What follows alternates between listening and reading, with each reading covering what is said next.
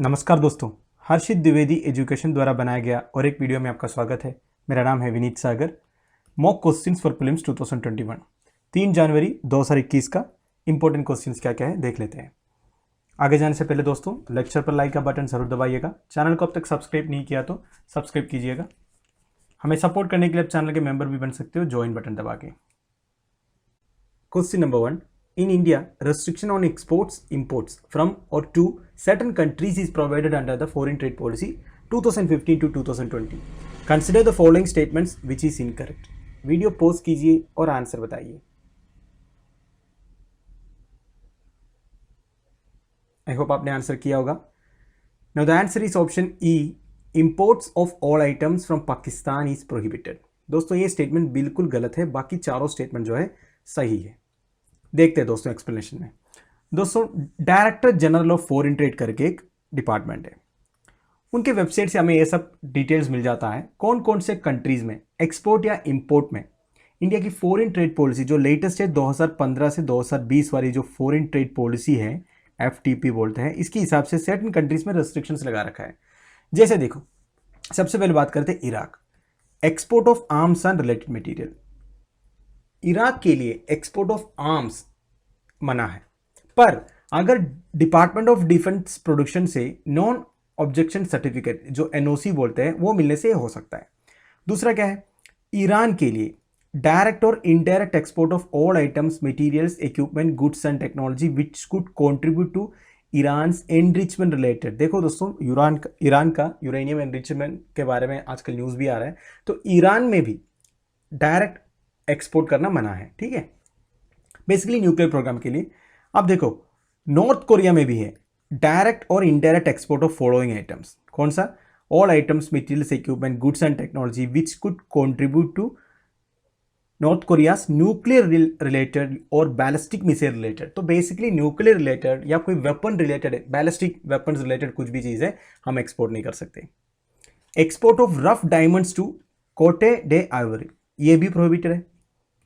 Export of rough diamond to Venezuela भी prohibited है। इसके रीजन भी लिखा है, in view of voluntary separation of Venezuela from the Kimberley process certification scheme. एक स्कीम है, इसके हिसाब से वेनेजुला में भी हम नहीं कर सकते। Prohibition on import on charcoal from Somalia. तो दोस्तों देखो, सोमालिया से चारकोल इंपोर्ट करना मना है।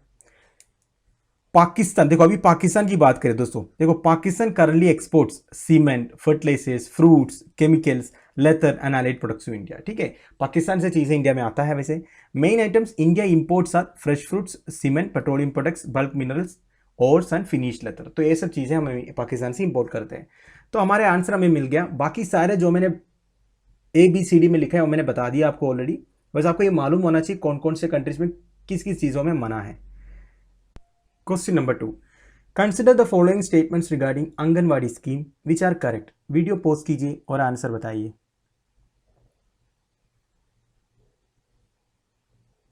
आई होप आपने आंसर किया होगा। Now the answer is option A 1 and 2 only. Statement 3 गलत है। Beneficiaries of anganwadi scheme are children in the age group of 0 to 6 years only. दोस्तों ये जो ओनली लिखा है ना, यही प्रॉब्लम है। Actually children from age group 0 to 6 years तो है, इसके साथ साथ प्रेग्नेंट वीमेन और लैक्टेटिंग वीमेन ये भी इंक्लूडेड है आंगनवाड़ी स्कीम में, राइट। देखो दोस्तों क्लियर लिखा हूं मैं इधर, एक्सप्लेनेशन जो है आंगनवाड़ी और डे केयर सेंटर्स। देखो आंगनवाड़ी स्कीम जो है integrated child development services scheme के अंदर आता है। ठीक है, सेंट्रल गवर्नमेंट का, ये सेंट्रली स्पॉन्सर्ड है, मतलब सेंट्रल 100% स्पॉन्सर करता है, स्टेट का कोई पार्ट नहीं है। Scheme is being implemented by ministry of women and child development. बहुत ही इंपॉर्टेंट पॉइंट है। Anganwadi centres provide a package of 6 services. देखो आंगनवाड़ी से क्या क्या सर्विसेज मिलता है, supplementary nutrition, pre school non formal education, immunization, nutrition and health education, as well as referral services. To reduce infant mortality and child malnutrition, anganwadi scheme का main M है या objective बोल सकते हो। बेनिफिशरीज कौन कौन है? Children in the age group of 0 to 6 years, pregnant women and lactating mother's, right. मतलब जो दूध देते हैं बच्चों को, मदर्स भी आंगनवाड़ी स्कीम में इंक्लूडेड है। Out of 7.95 crore beneficiaries of the anganwadi scheme in the country as on September 30, 2019, 55 lakh way registered urban anganwadi. तो बेसिकली दोस्तों ये भी इंपॉर्टेंट स्टेटमेंट है। आंगनवाड़ी स्कीम में 90% जो है वो रूरल एरिया में है, ठीक है। अर्बन आंगनवाड़ी में बहुत ही कम लोग रजिस्टर किया हुआ है। तो हमारा आंसर क्या है? स्टेटमेंट 1, आंगनवाड़ी और day care centre setup under ICDS। ICDS मतलब इंटीग्रेटेड चाइल्ड डेवलपमेंट सर्विस, बिल्कुल सही है, ये मैंने अभी भी बताया। Immunisation is one of the services, वैसे 6 सर्विसेज है दोस्तों, इसमें इम्यूनाइजेशन भी है। बेनिफिशियरी जो लिखा है ये गलत है दोस्तों, इसमें pregnant mothers, pregnant women and lactating mothers भी आता है, right. Question number 3, consider the following statements regarding beaches in India which are correct. Geography से रिलेटेड एक क्वेश्चन है दोस्तों, आंसर बताने की कोशिश कीजिए।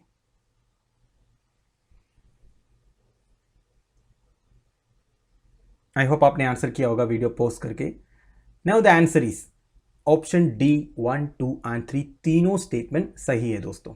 दोस्तों इस तरह की क्वेश्चन इंपॉर्टेंट है, एक या दो क्वेश्चन इस तरह सिंपल रहते हैं, क्वेश्चन देखने से हमें बड़े सिंपल क्वेश्चन लगेगा पर कंफ्यूज हो जाता है। वैसे तीनों स्टेटमेंट्स बिल्कुल सही है दोस्तों। देखो, Marina beach Chennai Tamil Nadu is the longest natural urban beach in India. दोस्तों एक्सप्लेनेशन में देखते हैं, Marina beach Chennai Tamil Nadu is the longest natural urban beach in India, बिल्कुल सही है। ये जो टोटल, ये जो नीचे में लिखा हूँ, total length of beach is 13 kilometre, ये मरीना बीच की बात कर रहा हूँ मैं, ठीक है। मरीना बीच का, मरीना बीच जो चेन्नई में है, मरीना बीच का टोटल लेंथ 13 किलोमीटर है। It attracts as many 30,000 visitors in a single day. Bathing and swimming is prohibited but even it remains most crowded beach in India. तो मरीना बीच चेन्नई में है, इतना भी याद रखिए। और वो longest natural urban beach in India, urban मतलब चेन्नई में है। Satpada beach in Odisha has Chilika lake on one side and bay of Bengal on the other. तो दोस्तों बहुत ही इंपॉर्टेंट है, ओडिशा में सतपदा बीच है जिसका एक साइड में चिल्का लेक है और एक साइड में बे ऑफ बंगाल है। Versova beach is located in Mumbai and faces the Arabian sea. ये तो बिल्कुल सिंपल स्टेटमेंट था, वर्सोवा बीच जो है मुंबई में है, तो ऑब्वियसली वो अरेबियन सी को फेस करना ही करना है। तो हमारा तीनों स्टेटमेंट्स बिल्कुल सही है। Question number 4, consider the following pairs associated with Buddhism which are incorrectly matched. कौन सा इनकरेक्टली मैच्ड है आपको बताना है। वीडियो पोस्ट कीजिए और आंसर बताइए। आई होप आपने आंसर किया होगा। Now the answer is option A, 2 only, मतलब डियर पार्क मध्य प्रदेश में नहीं है, बाकी वल्चर पीक जो है बिहार में है, जटाह ग्रुव जो है उत्तर प्रदेश में है। दोस्तों ये सब हिस्टोरिकली इंपॉर्टेंट प्लेसेस है, बुद्धिज्म से रिलेटेड है। बुद्धिज्म, जैनिज्म जैसे रिलीजन से रिलेटेड क्वेश्चंस आता है यूपीएससी प्रीलिम्स में। जितने भी जगह है ये सब के बारे में आपको जानकारी होनी चाहिए, बहुत ज़रूरी है। वैसे वल्चर पार्क देखो दोस्तों कहाँ पे, होली ईगल पीक भी बोलते हैं इसको, गंद्रकुटा भी बोलते हैं। वह was the Buddha's favourite retreat in जाजगह, scenes from many of his discourses, Rajgir is located in Bihar. तो बेसिकली वल्चर पीक जो है बिहार में, ज़्यादा हिस्ट्री में नहीं चला जाता हूँ दोस्तों, ज़्यादा लंबा हो जाएगा वीडियो, ये सब आप हिस्ट्री में पढ़े ही होंगे।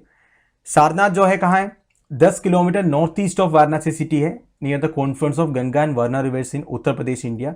तो बेसिकली डियर पार्क क्वेश्चन में था मध्य प्रदेश, वो गलत है, डियर पार्क सारनाथ में है और वो उत्तर प्रदेश में है। Sarnath has been variously known as, देखो सारनाथ का अलग अलग नाम है, मृगदावा, मृगदया, ऋषिपटना, इसीपटना, जिसमें मृगदावा का मतलब है डियर पार्क, राइट। जटावना, जटावना का जटास ग्रुप भी बोलते हैं, जटास ग्रुप भी बोलते हैं। ये भी कहाँ है, one of the most famous Buddhist monastery है, प्रेजेंट है उत्तर प्रदेश में है, राइट दोस्तों। तो हमें हमारा आंसर मिल गया, deer park is in Sarnath Uttar Pradesh. तो option A is the right answer. Question number 5 and our final question. Consider the following statements with respect to UN's Commission on Status of Women. Video post कीजिए और answer बताइए।